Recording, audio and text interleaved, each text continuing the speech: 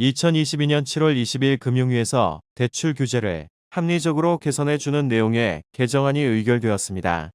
해당 개정안은 8월 1일에 시행될 예정입니다. 이 부분에 관련해서 조금 더 쉽게 이해하실 수 있도록 시행된 개정안에 대해서 알려드리겠습니다. 생애 최초 주택 구매자 LTV 상한이 완화되었습니다. 생애 최초 주택 구매자는 투기 과열지구 혹은 조정 대상 지역과 주택의 시세에 관계없이 LTV 상한 80%로 적용됩니다. 대출 한도는 최대 6억 원으로 개정됩니다. 이에 따라 생애 최초 주택 구매자는 지역과 매물에 상관없이 주택담보대출을 실행할 수 있습니다. 규제지역 주담대 시 기존 주택 처분 및 신규 주택 전입 의무가 완화되었습니다. 규제지역 내에 주택 구입을 목적으로 주택담보대출을 진행할 경우 6개월 내로 기존 주택을 처분하여야 하고 신규 주택으로 전입을 가야 하는 의무를 부과하고 있었으나 개선 사항을 통하여 기존 주택의 처분 기간을 6개월에서 2년으로 완화시켜주며 신규 주택에 반드시 전입해야 한다는 의무를 폐지하였습니다. 시행일 이전 중도금 대출을 진행할 시 신규 주택 준공 이후에 소유권 이전 등기일로부터 6개월 내 기존 주택을 처분해야 하는 약정을 체결하였으며 시행일 이후에는 잔금 대출 약정을 서로 체결하는 경우에만 완화된 규제를 적용할 수 있습니다. 이러한 전입 의무 완화가 시행되면 주택 구입 후 여유를 가지고 전입이 가능합니다. 생활안정자금 목적 주담대 한도가 완화되었습니다. 기존의 주택 구입 목적 외 생활안정자금을 위하여 주택담보대출을 진행할 경우 대출 한도를 연 1억으로 제한하였습니다. 8월 1일부터는 생활안정자금 목적 주담대 한도를 2억 원으로 완화되었습니다.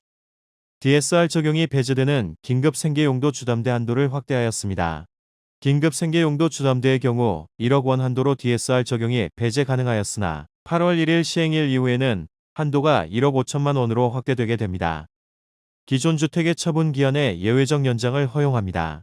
불가피한 경우 여신 심사위 승인을 통하여 기존 주택 처분 기한 연장이 가능하도록 허용할 수 있습니다.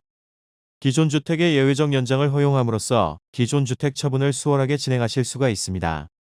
기존 주택 처분 약정 예외 사유 명확히 명시하였습니다. 앞으로의 세대 분리를 진행하지 않은 무주택자 자녀의 경우 분가 시 부모 명의의 기존 주택을 처분하지 않아도 괜찮도록 처분 약정 예외 사유로 명시가 되었습니다.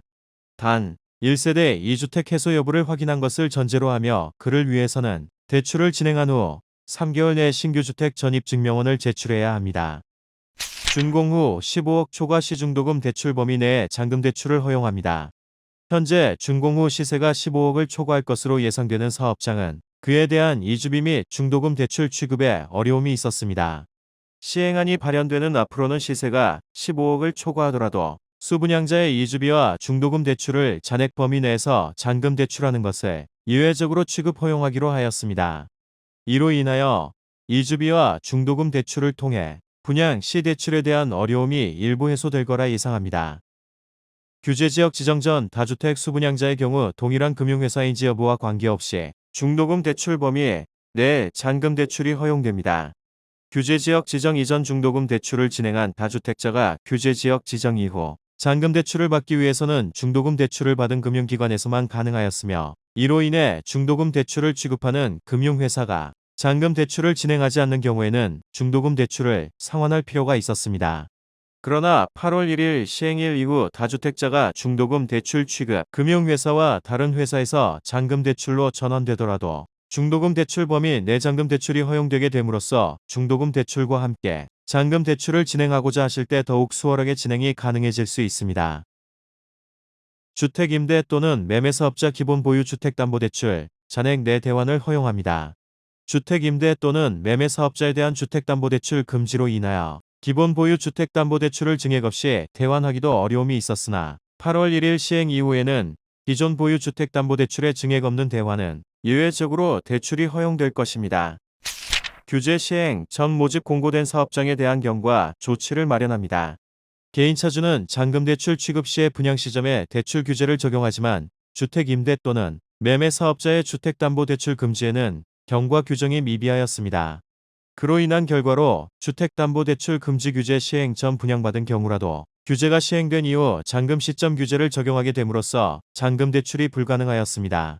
이번 개선된 시행안을 통하여 규제 시행 전 모집 공고된 사업장의 경우 분양 시점에 대출 규제를 적용함으로써 주택 임대 또는 매매 사업자에 대한 잔금 대출을 허용합니다. 주택 관련 수익 증권 담보 대출을 허용합니다. 주택 소유자가 해당 주택의 소유권을 부동산 신탁회사에 신탁하였을 경우 신탁회사에서 수익 증권을 발급해 주며 주택 소유자는 그를 담보로 취급하여 대출을 진행하는 것을 주택 관련 수익 증권 담보 대출이라 일컫습니다. 현재는 담보물이 주택 관련 수익 증권일 경우 주택 임대 또는 매매업 외의 사업자의 경우 기업 활동을 영위하려 하는 목적으로 대출을 진행하더라도 규제 지역 내 대출은 금지되었으며 그에 반면 주택 임대 또는 매매업 외의 사업자가 자신이 가지고 있는 보유 주택을 담보로 기업 활동 영위 목적으로 대출을 받는 경우에는 규제가 미적용되는 상황이 발생하였습니다. 이러한 상황을 개선하기 위해 시행될 개선안에서는 주택 임대 또는 매매업 외의 사업자의 규제지역 주택 구입 목적이 아닌 주택 관련 수익증권 담보대출인 경우에 담보대출을 허용할 수 있도록 개선되었습니다. DTI, DSR 산정 시 배우자의 소득 합산을 허용합니다. 배우자의 상환 부담도 반영할 수 있는 신 DTI, DSR 시행에 맞추어 주택담보대출을 보유한 배우자의 소득 및 부채를 합산하는 방법을 허용함으로써 배우자가 보유한 대출을 모두 합산하여 해당 부부의 정확한 상환 능력 평가가 가능하다는 점이 있습니다. 2022년 7월 20일 의결되어 8월 1일에 시행될 개선안의 세부 사항들을 살펴보았습니다. 궁금하신 것이 있다면 오픈 채팅방에 들어오셔서 물어보시면 상세히 알려드리겠습니다. 감사합니다.